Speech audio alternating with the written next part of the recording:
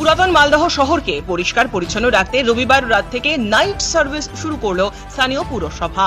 ওই শহরের জনবহুল মার্কেট এবং রাস্তাগুলিকে সাফাইয়ের ওপরে জোর দিয়েছেন তারা। উপস্থিত ছিলেন পুরসভার চেয়ারম্যান কার্তিক ঘোষ সহ অন্যান্যরা।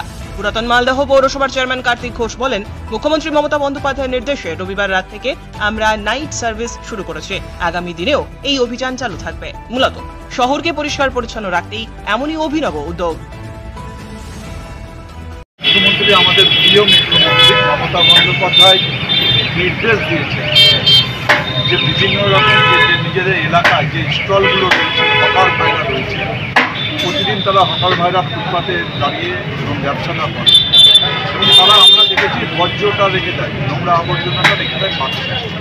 আমরা সেই জায়গা থেকে দাঁড়িয়ে তাদের যে নোংরাগুলো আছে, যে দোকানের যে নোংরাগুলো আছে, স্টলের যে নোংরাগুলো আছে, নোংরা আবর্জনাগুলো, সেগুলো আমাদের যে নাইট সার্ভিস, সেই নাইট সার্ভিসের মাধ্যমে আমরা আমাদের সুইপাররা থাকবে, সুপার ভাইরা থাকবে এবং তারা সেখান থেকে কালেক্ট করে নিয়ে সিগ্রিগেশন করে বিভিন্ন ডাম্পিং করতে পারবে। আমরা চাই যে আমাদের মূল উদ্দেশ্য, আমাদের রাজ্যের মুখ্যমন্ত্রীর মূল উদ্দেশ্য হচ্ছে যে এলাকাকে পরিষ্কার রাখা। সেই জায়গা থেকে দাঁড়িয়ে আমরা নাইট সার্ভিস আমরা চালু করেছি।